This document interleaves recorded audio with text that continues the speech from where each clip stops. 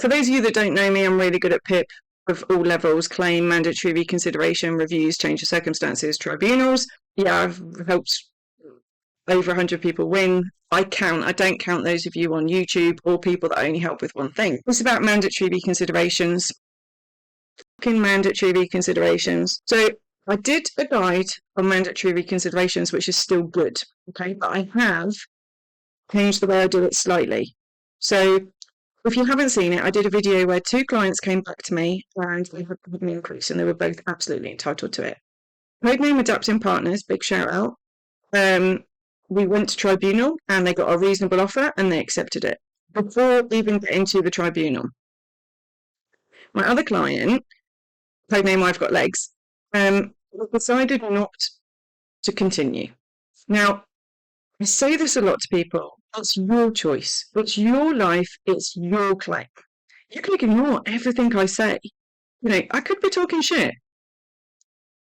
It's hard for me when I know that people are entitled to things. It is difficult because I spend so much time working out with the client. It is difficult. I understand the strategy of what they're doing and all that sort of stuff. So it's very difficult when I know that it's a strategy that people then don't want to go further. But it's important to make the decision based on how you feel. So we know that PIP scars us. Having PIP hanging over our heads is awful. You know, if your mandatory reconsideration fails and you go to tribunal, do you want to wait another potentially 6 months plus with not knowing where you stand? Or do you want to accept what they've given you and leave it at that? It's got to be your individual choice. So since those 2 clients, what did I change with the mandatory reconsideration? So we followed the exact same process as you've seen in the guide, but I tried to keep it to 1 page if possible. The first paragraph of the document, I basically verbally punch, well, that's my goal, to verbally punch the person that's reading it in the heart. So I'm really blunt about how that individual's life is impacted. So, for example, I would write something like, I don't understand why I didn't get the points I'm entitled to because my life is so severely impacted by my arthritis. I can't get from my bed to the toilet, which is only 12 steps, without assistance. That's an example, that's not my life. So that would be like that, oh, this person's not very well.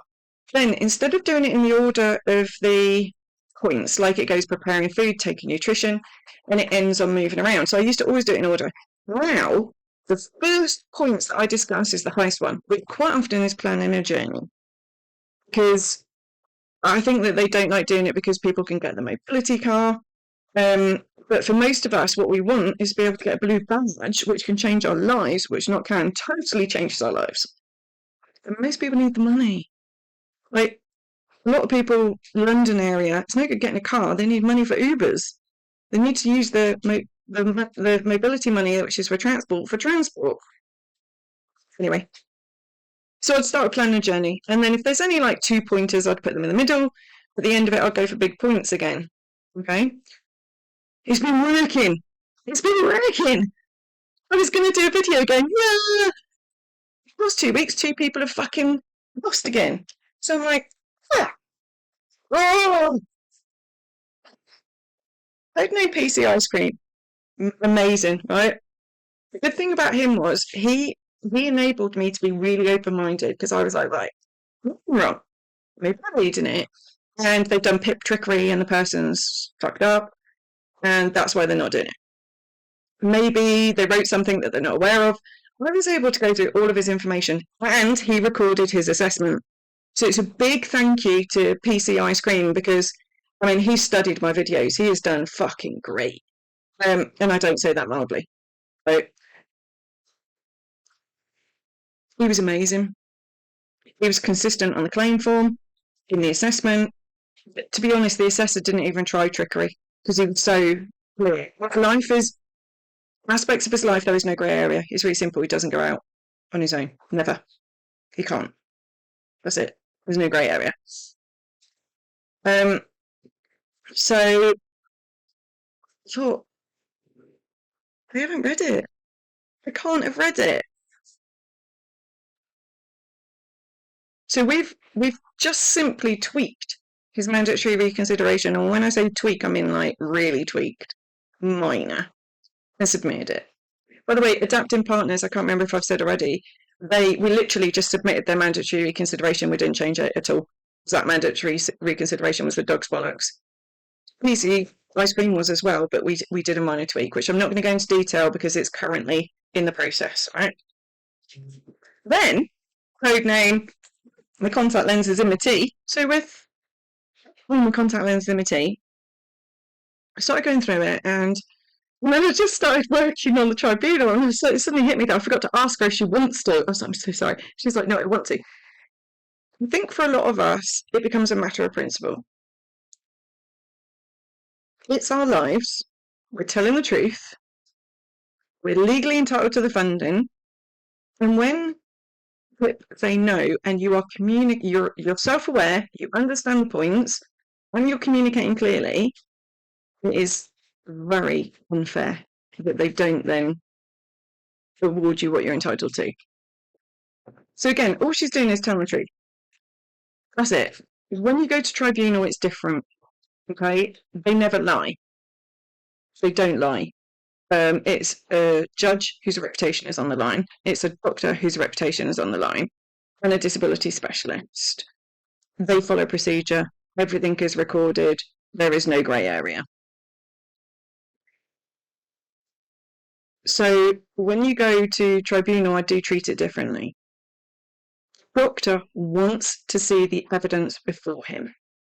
So where I don't often put evidence in because it's about how you are impacted, when it comes to tribunal, I will hand it to them on a plate. So there's a really good video that I've done, which is a guide. There's a template to a submission pack, which has had multiple compliments from judges, and it is allegedly better than what solicitors have done. Use the template and you'll see what's in there. So one thing that's really important is that you've got evidence that you've been to the doctors, you've spoken to them about your condition. When you decline, you get it documented. And I don't mean going every week or every 6 weeks. You know, because there are conditions where you're not getting, there's not that treatment. COPD, you've got your inhalers, they leave you to it. Fibro, a lot of you get left to it. But me, with mine, I've got my treatment. Admittedly, I've got some hospital appointments coming up. Apart from blood tests, I can left to it if I'm managing. So you need to show over a period of time that evidence. It would just be from your GP notes. If you've been for an MRI, absolutely the letters with the outcome. Anyway, I'm not going to go into too much detail on that, right? Because I've got those videos. So all my contact lens MT is going to tribunal. So I've been thinking about it, and I'm like, what are we going to do? What are we supposed to do? If they're not following their own procedure, what can we do?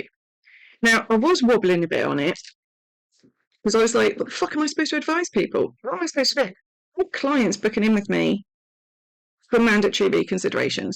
And I'm always honest with them. Like, a lot of people will ask me because of that last video. So a few people I was able to go, oh, it's working. And then now I'm like, fuck, it's not working.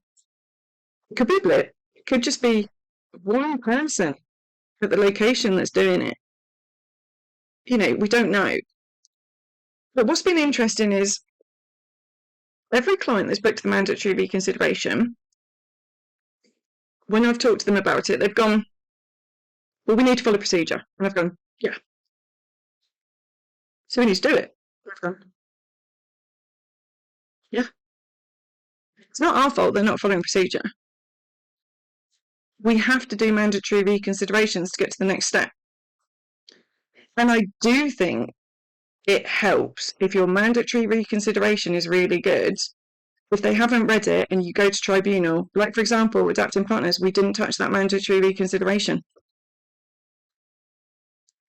I truly believe that at tribunal level, they must get infuriated with some of the claims that come through to them that they should never get to tribunal.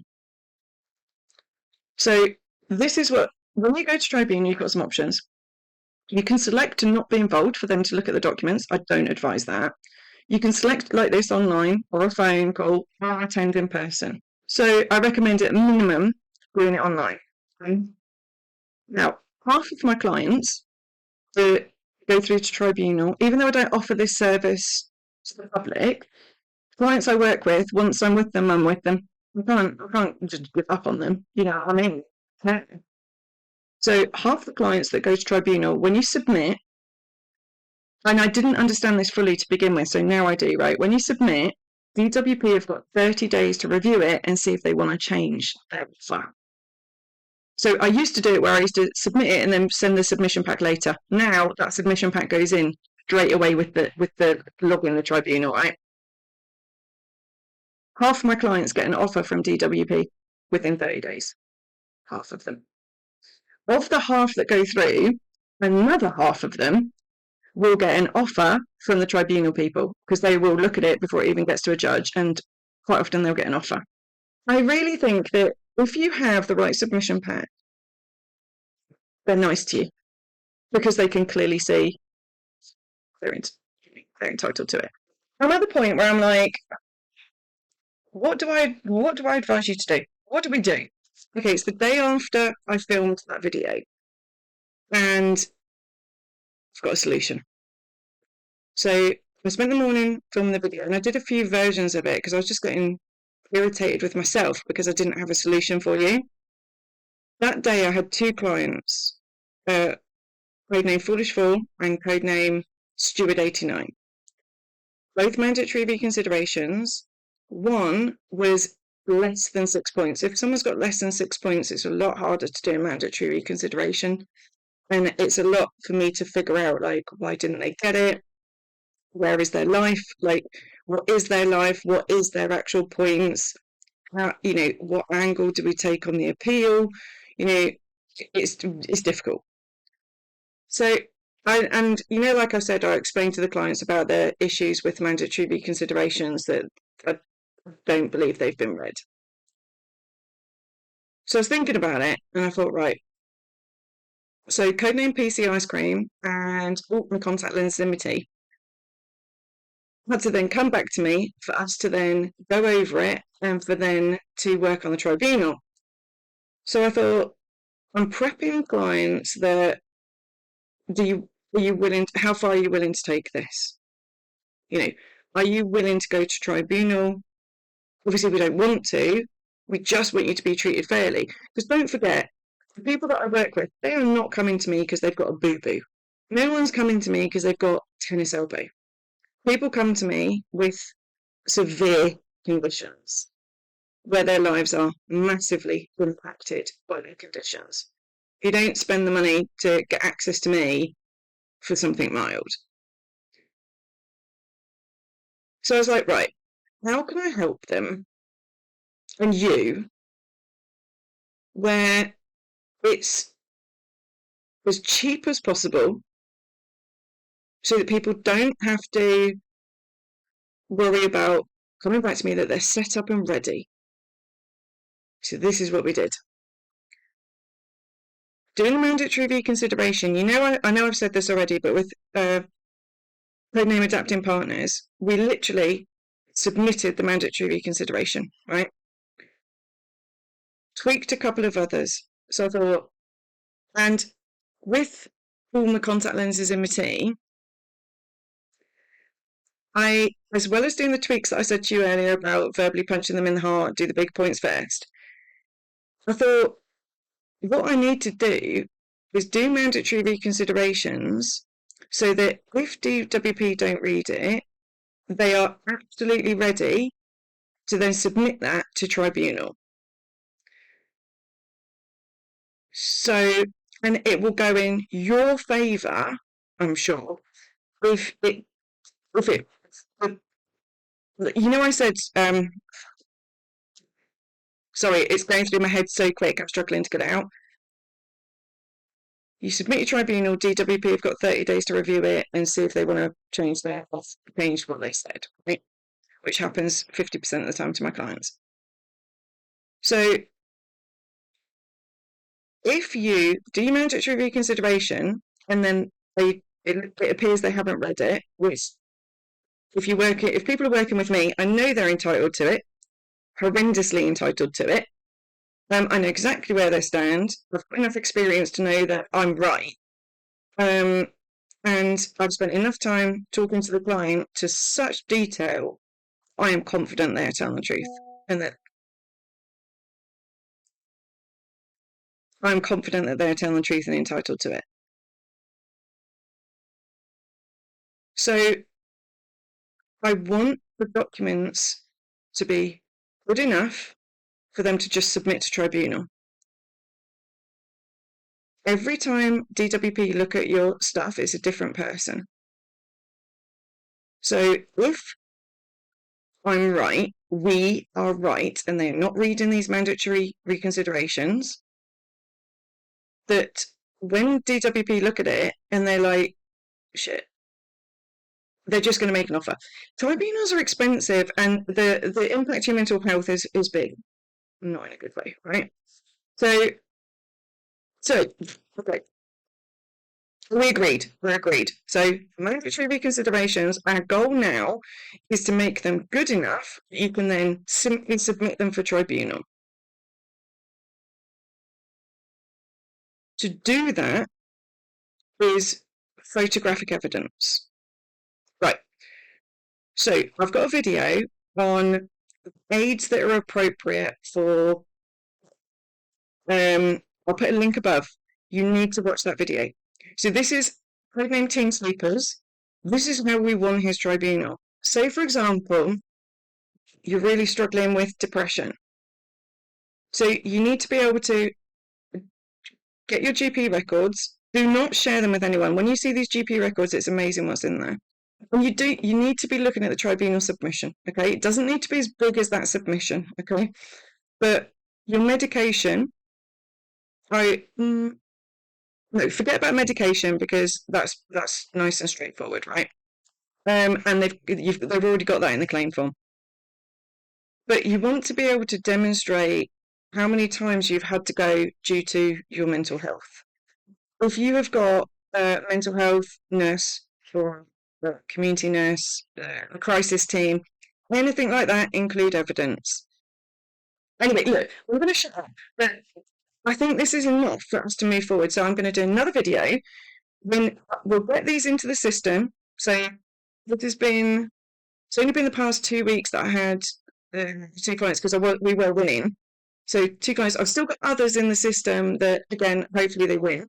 So I'll do another video to let you know if these changes work and how we deal with the tribunal stuff. Just keep you updated once I've got more evidence of how the system's working. Do let me know in the comments if I need to do a video on evidence, what I think is good evidence. I'm trying to think, is that everything? I think that's everything. Okay, I am going to shut up now.